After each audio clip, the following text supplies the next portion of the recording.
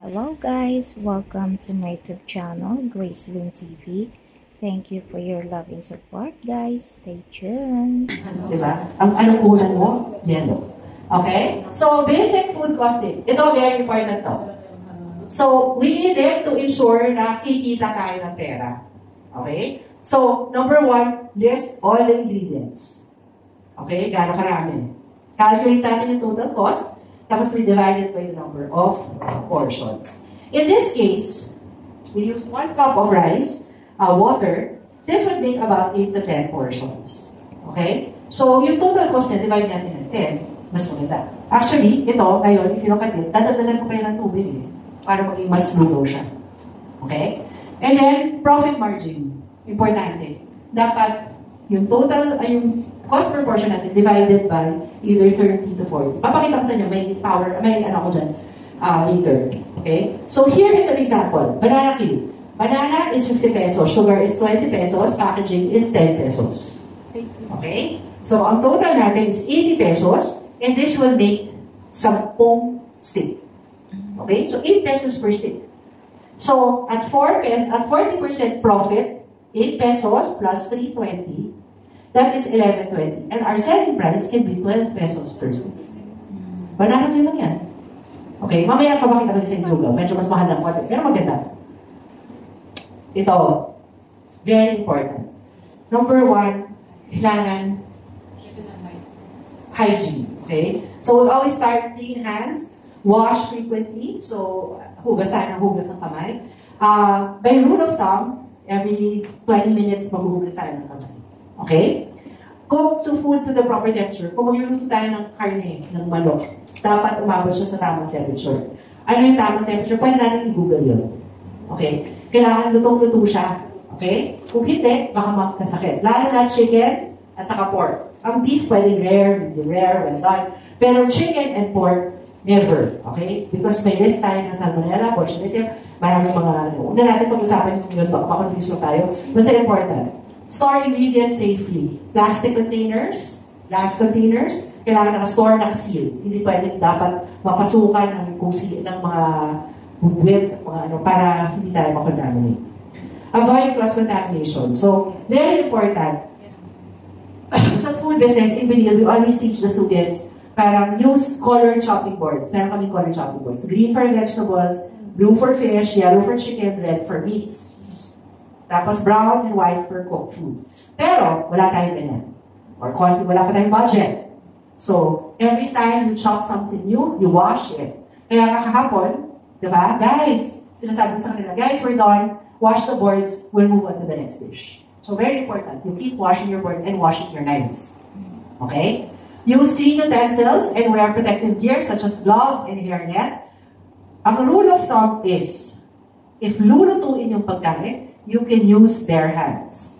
Once na diretso na siya from sa mouth or kakainin na, wala nang gagawin paglulutong mangyayari, dapat naka-gloves na. Okay, that's the rule of thumb. Hirap ako to work na nag-chop na may gloves. Pero kailangan natin to work with gloves, especially if it's raw food. Nakakainin, for example, mga salad. Okay? So, again, let's, habang inahayos ko to, baka gusto natin mag-discuss, ano yung nakitang mga, ano yung naisip niyo mga food business sa inyong mga bahay-bahay? Or sa Manila? Or sa province? Ito alam yung mga province.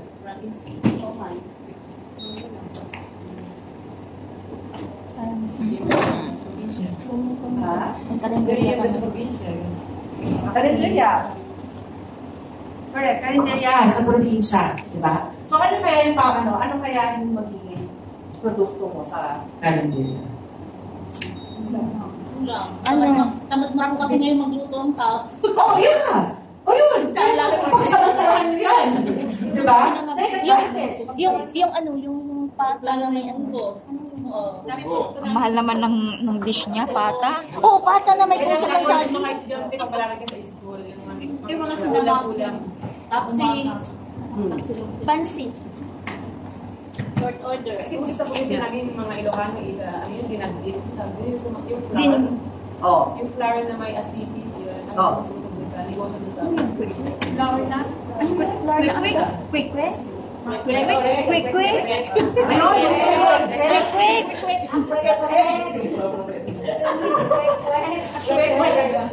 Ang kwek-kwek, maganda yan. Simple lang, madaling lutuin. Number 1. Tapos, pwede iba-ibang sausawan. Yan. Ang importante, pagdating tayo ng food business, hindi tayo pwede kapareho ng kapitbahay natin. Kasi bakit kayo pupuntahan? Tama, mag-aaway kayo. Number 1. Number 2, bakit ka naiiba? Diba? O tama, sa sauce, o sa lugaw, yung toppings. Munggo. Munggo, isa pang pwede mong ganito, magkano lang yung munggo. Diba? Yung 1 kilo ng munggo, ilang tao mapapakain mo doon. Diba? Tapos ano ipapatong mo sa munggo? Diba? Iba-iba. Pwede vegetarian na, puro gulay. Diba? Pwede lagyan natin ng baboy, diba? Ng chicharon, diba? Ang gagawin natin is iluluto natin yung munggo separately. Tapos yung laman, or yung ilalagay natin, toppings, iluluto nyo separately. Tapos magsasama-sama na sila. Diba? Pag sinerve nyo. So, munggo many ways. Iba't ibang munggo. Correct? Yes. Diba? So, yun yung... Diba? So, yung importante talaga is, bakit kayo naiiba sa ibang tao? Munggo na may dilis. Munggo na may dilis. Correct? Diba? So, bakit naiiba ka? Oh. Restaurant mo magkatabi sa mas lamang yung lasa or mas masarap siya. Yeah, so lahat kunyari, for example, lumabas kami ni Brother Dennis. Si Brother Dennis, hindi yan kumakain ng karne. Ako, kumakain ako ng karne. Pero kung pupunta ako sa lugawan ko, yung lugawan natin, may makakain si Brother Dennis. Ako, may makakain ako. Diba? Pwede. Diba? Importante yun. Exactly. May makakain. Pwede. Pwede sisig. Itapin mo sisig. Diba? Pwede sisig. Pwede O, diba? So, Chef Lily, okay na ba tayo dyan? Okay. Pwede lechon sa taas. Lechon? So, itong lugar na to, pwede ganito. Kung gusto ng kulayan, pwede nilagyan ng kasubha. Kasubha is safflower. Kasi very popular siya for making, yan yung nagpapayelo ng arroz caldo. Ay, pwede rin yung turmeric. Pwede yung turmeric. Yung turmeric, iba lang yung lasa. So, pero pwede rin. Pwede rin yung lagyan ng curry powder. Tapos, curry powder, magiging parang laksa yung lugaw mo. Tapos, lalagyan mo ng fishball, squid ball. Magkano lang yun? Fishball at saka squid ball, di ba? Pwede kayong satay sauce. You can do satay sauce also. Satay sauce. Alam mo, brother, during the pandemic, they had that issue of may Grab. Tapos sinabi na, yung police sinabi, no, lugaw is not essential. Oh. So, ang ginawa namin, yung culinary faculty, because we were all at home, nag-message kami, gawa tayo lugaw challenge. So, kanya-kanya gawa ng lugaw, iba-ibang style. Okay? So, meron kaming, we had a fish, somebody made a fish lugaw, somebody made a laksa lugaw. Ako, I made, based sa Spanish paella, so lugaw ni Señora, with chorizo and jamon serrano and everything. Tapos yung isa laksa, then we had one, we made lugaw out of, lugaw with cream, and then she had raspberry compote on top. So, very siya. So, that's how flexible. Lugaw is, the only limit to lugaw in Chamorado is your imagination. Okay, it's your imagination. Yan lang. We had came up with 50 dishes. Nag-trending mo kami sa Instagram at sa Tapos, ito so popular na the media group of Benil, pinapublish pa sa dyaryo. Kasi it was really something na parang, okay, pwede pala. Okay? And the statement, the tubong lugaw is really true. Pag pinakita ko sa inyo yung posting, it's really true. Okay? So, yun. So, ano yung kaya magiging hadlang natin or challenges? Kapital.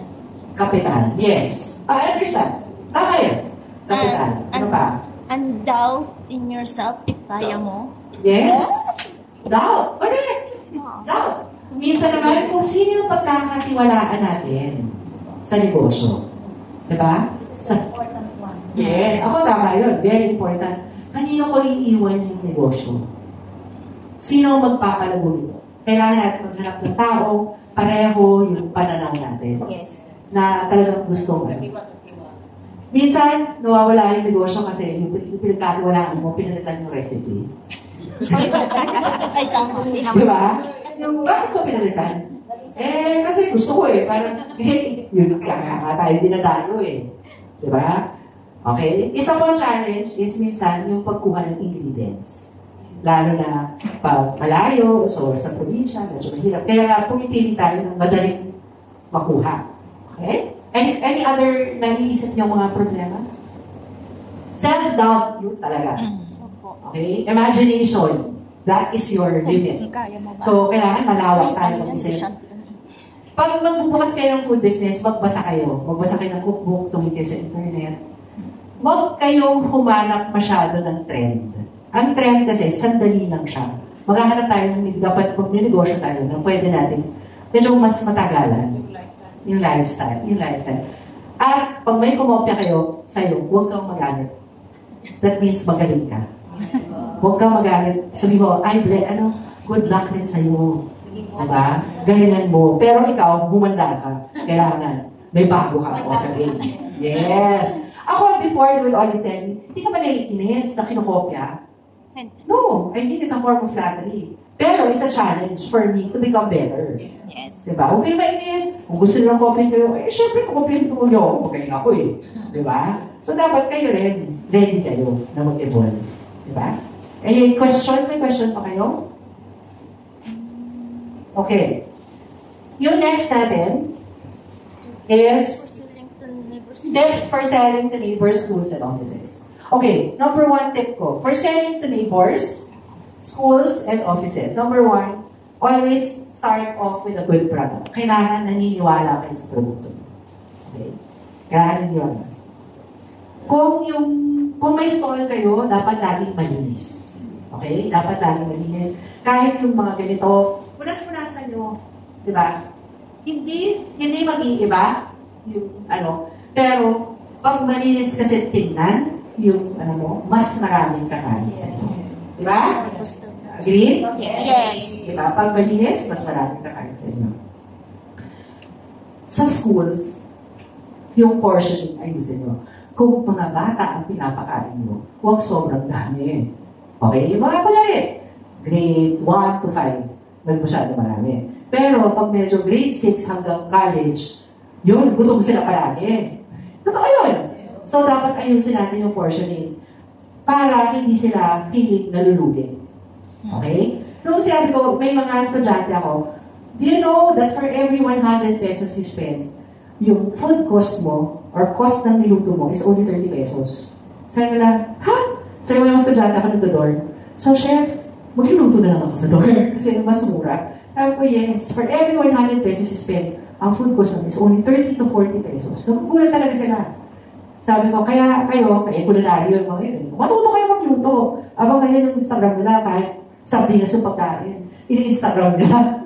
Kasi natin sila, but ako as a teacher, I'm so inspired by that Diba? So, malaki ang pwede niyong kitain sa food business, pero kailangan masinop kayo. Una, malinis yung pwesto niyo. Very important sa akin, and lagi nakakalimutan doon, is i-cost yung packaging.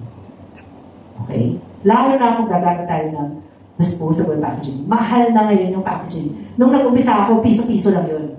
Ngayon, isang bowl is 5 pesos. Dapat i-cost nyo yun. Doon tayo mawawala. Pati yung pinapadala natin, kutsara, tinidor, wooden spoon, nasa cost nyo yan. Kung hindi, doon tayo nadadali. Okay? Kahit hindi natin pagkakitaan yung kutsara, tinidor, at bowl, dapat dapat nakadagdag siya sa presyo. Naintindihan nyo? So, hindi siya dapat parang hindi siya libre. Hindi natin pinamimigay yun. Dahil binabayaran din natin yun. Pati tissue, i-cost nyo. Kasi importante, doon kahit, parang yun, alam mo sinasabi nila parang kumikita ka ng pera, pero may gripong bukas dito sa side. Yun yung gripong bukas, na may lumalabas. Kasi hindi nyo nakita na, ay sige, 5 pesos lang naman ito 2 pesos lang naman yung kutsara, 2 pesos yung tinidor, tapos 1 peso yung plastic. 10 pesos na yun 10 pesos sa puhunan mo na wala. Okay? So, yun yung mga maliliit na bagay. Even yung costing natin hanggang asin, hanggang paminta, bilangin nyo. Okay? So, yun yung ano ko. For offices, maraming ngayon, I think sa taga Makati ako eh. Sa Makati, they have yung Jolly Jeep na, hindi na siya jeep na yun, stalls na talaga siya. So, providing food for offices, it's really value for money. Yun talaga, naghahanap sila. Yung portion, hindi masyadong malaki. So, sino yung customer mo? Alamin nyo. Okay? Kung bata yan. Kung pwede kayong gumawa ng parang potato corner, iba-ibang size. Gawa kayo na wala namang mawawala sa inyo. Diba? Kung McDonald's na, nagsusuper size. Kayo pa. Diba? Importante, and ito ang sinasabi ko sa lahat ng tao ng negosyo. Ang una-una niyong bibilhin pag negosyo, bumili po kayo ng weighing scale. Timbangin nyo lahat ng ingredients. Okay?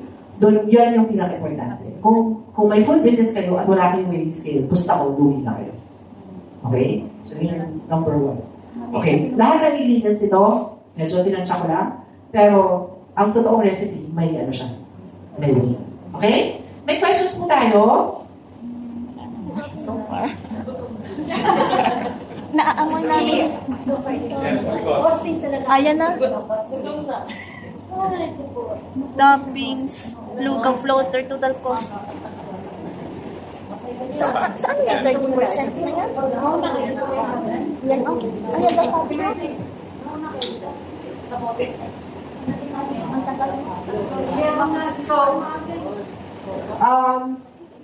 Actually, dito 4 eh.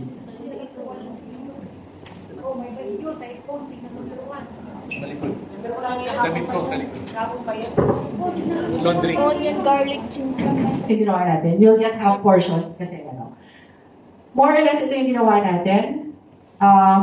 Pagtingin nyo dito, meron siyang yield. Yield percentage, this refers to, pag kunyari bumili tayo ng sibuyas, hindi naman 100% magagamit natin. Okay? So, may formula yan. You can actually look it up sa internet. Okay? So, certain ingredients, particularly vegetables, yield percentage. This is very important. Important ito because para hindi kayo nalulugi. Okay? Next, ito yung very basic costing, more or less. If you look at it, at 8 portions, 12 pesos ang puhunan nyo. Okay? And mabibenta natin ng mga 40 pesos may VAT pa. O, di ba? Sobrang simple. Kumikita tayo. 12 pesos ang puhunan, selling price natin is 40 pesos, nakabayad pa tayo ng buwis. Di ba? Paano tayo? Good citizens. Ngayon,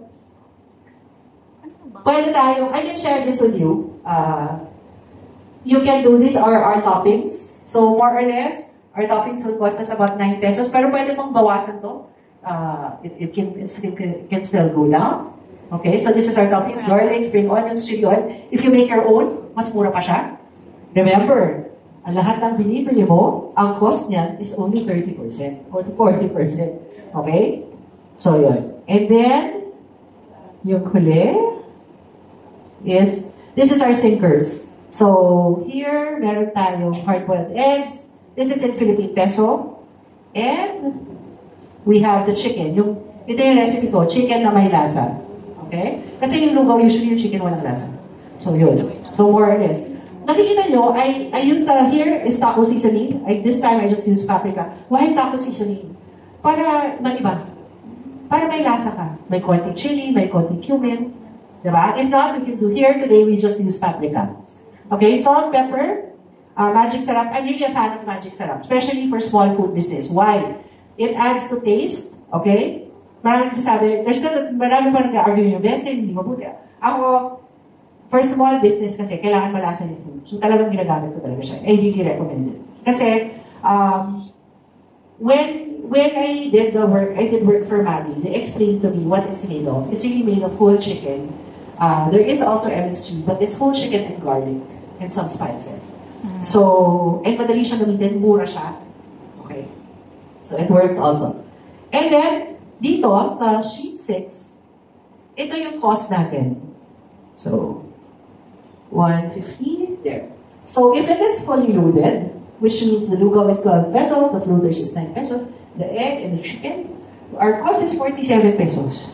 And we can sell it at 150, if you want 50%. Kasi sometimes, ang puhunin natin is 50%, especially kung wala tayong binabayaran na renta. Niluluto mo sa bahay. Karinderya. Karinderya is about 50%. Ang restaurant is 30%.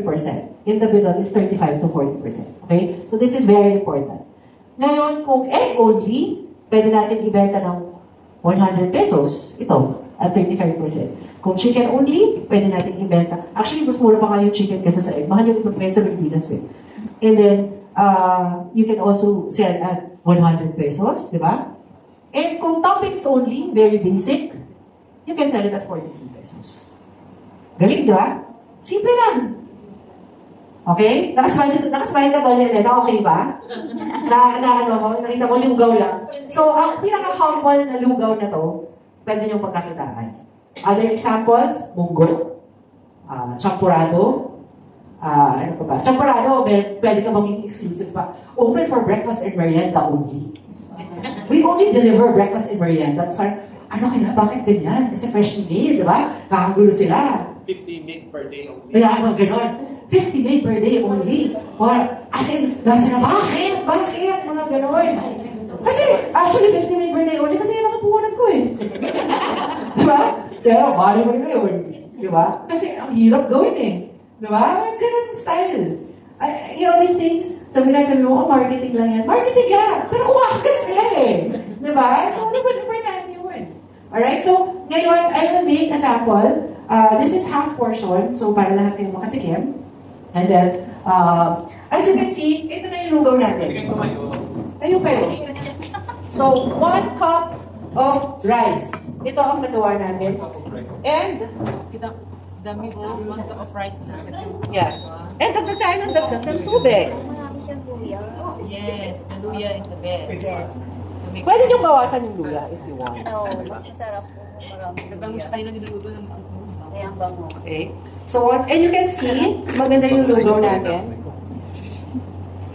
texture is very Yan ang dinayang rice. That's ordinary rice. No!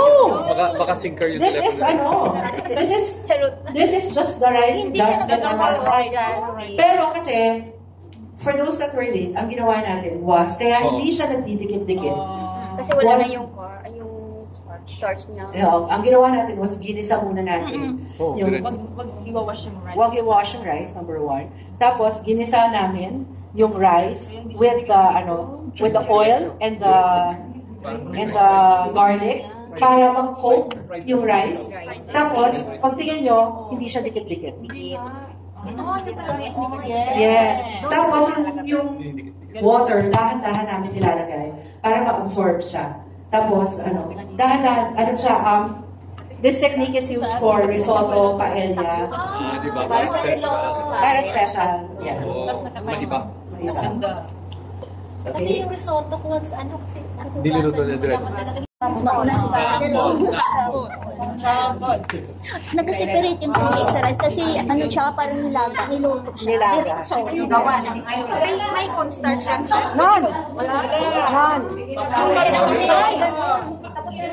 With pretty toppings. Oh, pero walang ano yan. Diretso lang yan. Ito yung chicken na may lasa.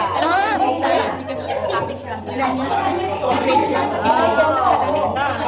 And garlic and shallots. Masarap. Oh, $30. $30. Ako kukulikta siya. Yes. Ay, $30 na. Ay, wag ito, sir. Wag kayo magbenta sa Hong Kong dahil bawal lang sa Pilipinas. Mahuli tayo. Bawal magbenta dito. Pwede magbenta sa ano. $5 na Magkano kaya dito? $5 mo. Ako ang kolektor. Ako kolektor. Parang $10 yata yung benta niya. Magkano ng $5? Uy, ang ganda mo. Ang ganda mo. Bakit ang bag mo? Ay, send ko nga kay madam. Pasaw. Uy, updated siya. Ay, kasi na.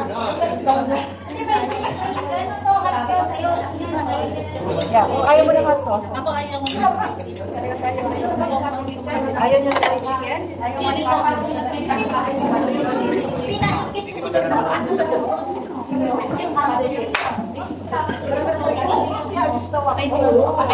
Ganyan pa lang technique. Dapat isahin. Anong dapat? Hindi dapat pala yung isahin. Sa akin kasi diretso luto. Sabi